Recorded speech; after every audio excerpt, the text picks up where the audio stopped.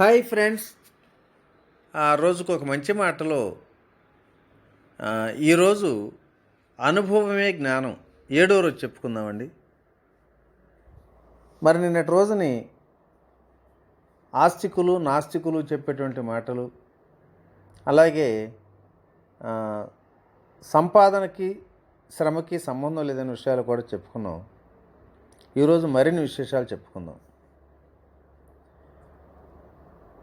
ఇప్పుడు ఇందాక అనుకున్నట్టుగా మరి కష్టానికి ఫలితానికి అసలు సంబంధం లేదనే విషయాలకి మరి ఎవరి గురించో కాదు, నా గురించి తెలుసుకుంటే అది వాస్తవం అని చెప్పి తెలుసుకోవటం జరిగింది. మాది అతి నిరుపేద వ్యవసాయ కుటుంబం అండి. నా చిన్నతనంలోనే కుటుంబ పోషణ కోసం మా అమ్మ నేను ₹1 కూలికి వెళ్ళేవాళ్ళం. ఒకరోజు ఒక ఆయన జావా మోటార్ సైకిల్ మీద వెనక వైపున కూర్చొని మరొకరిని ఎక్కించుకుని వెళుతున్నాడు. ఆ దృశ్యాన్ని చూసిన నాకు ఒక ఆలోచన వచ్చింది. ఏనాడైనా నా జీవితంలో కనీసం అటువంటి మోటార్ సైకిల్ మీద వెనక వైపున కూర్చునే యుగం దక్కుతుందా అనుకున్నా.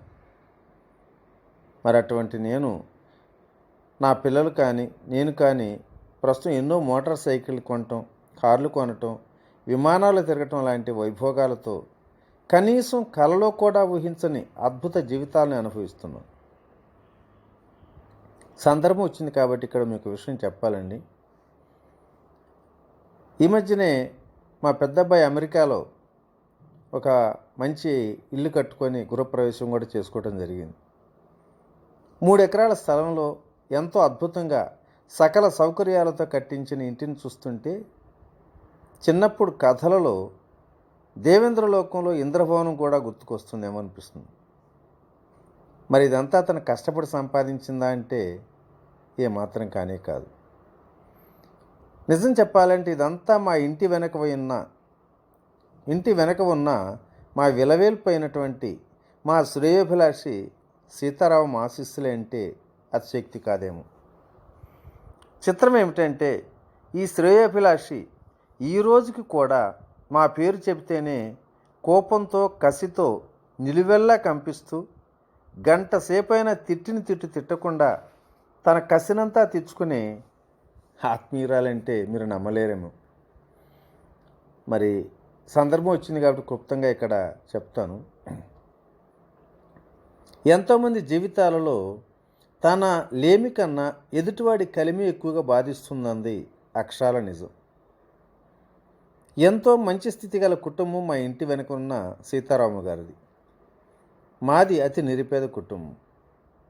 కాలక్రమేణా మా కుటుంబ ఆర్థిక స్థితి పెరగటం, వాళ్ళ ఆర్థిక స్థితి దిగజారటంతో అసూయ అనే అగ్నికణాన్ని రాజేసుకొని తనను తాను దహించుకుంటూ మమ్మల్ని మా కుటుంబాన్ని భాగ్యవంతం చేసింది అంటే నమ్మలేరు.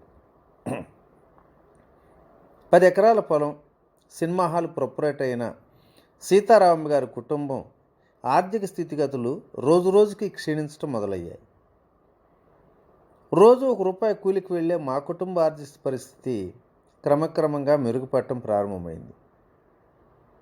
ఈ కుటుంబాన్ని ఎలా పోషించాలా అన్న తరుణంలో ఆ ప్రకృతి మాత నాకు దారిని కూడా చూపించింది. మా స్వగ్రామంలో వాస్తుకు విరుద్ధంగా ఉందన్న మూసేసిపోయినటువంటి మెడికల్ షాపును ధైర్యం చేసి కొనటం జరిగింది. ఇక అప్పటి నుంచి నా విజయదశ ప్రారంభమైందని చెప్పాలి.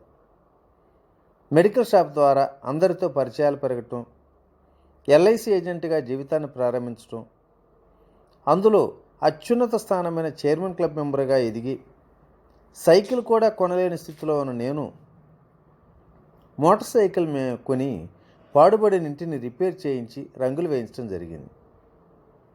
ఇది చూసిన తర్వాత మరి నా ఆత్మబంధువైన సీతారామమ్మకు మనస్సంతా భగ్గున మండిపోయింది.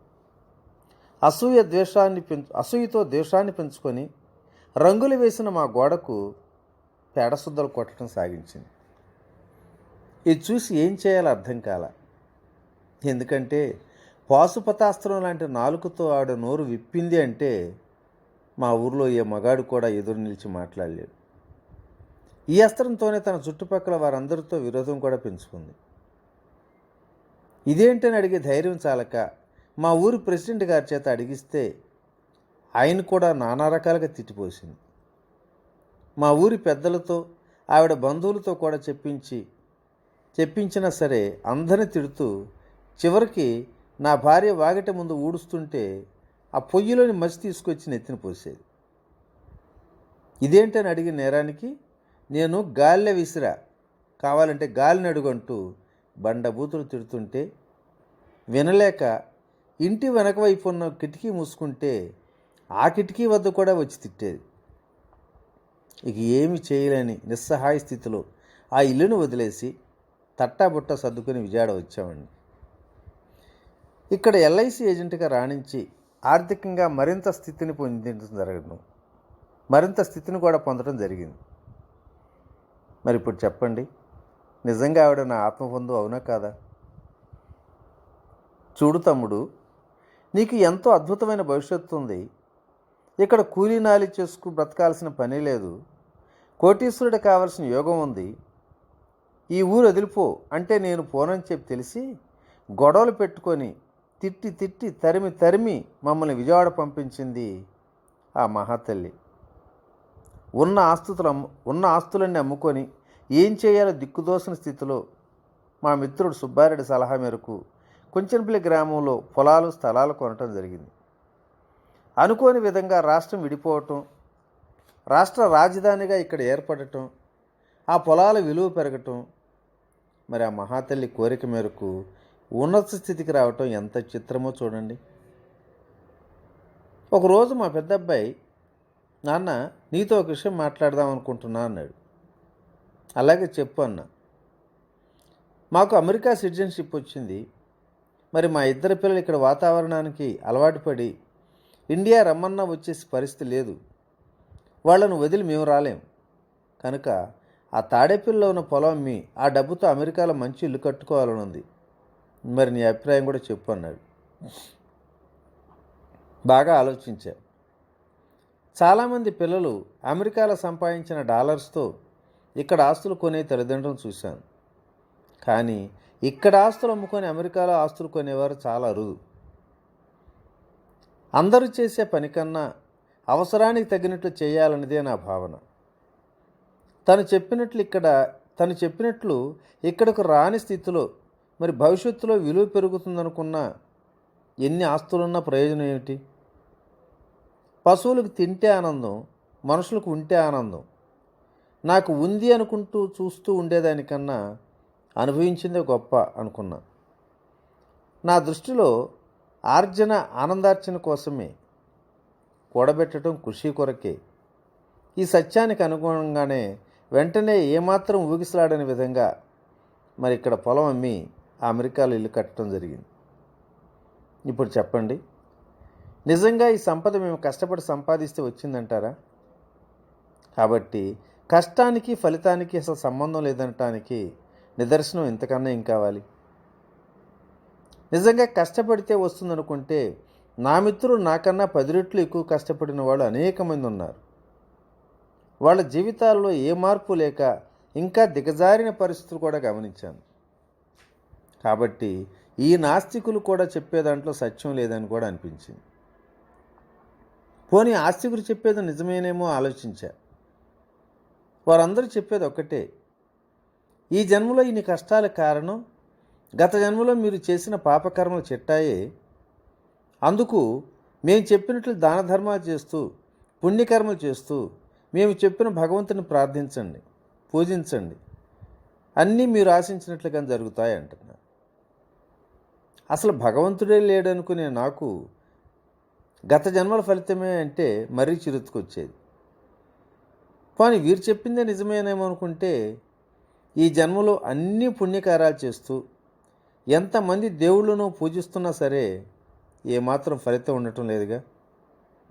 కాబట్టి వీరు చెప్పేవని కూడా వాస్తవం కాదు అనుకుంటూ ఎంతగానో వ్యతిరేకించేవాడిని. అయితే ఎవరిని చెప్పినా సత్యం అనేది తప్పనిసరిగా ఉంటుందనేది నా విశ్వాసం. మరి ఆధ్యాత్మిక జీవితంలోకి వచ్చిన తర్వాత సత్యశోధన కోసం నిరంతరం ఆలోచనలతో ఎన్నో కోణాలలో పరిశీలించిన మీదట పత్రిజీ బోధనల ద్వారా నేను తెలుసుకున్న సత్యాన్ని మీ అందరి ముందు చెప్పాలనిపిస్తుంది.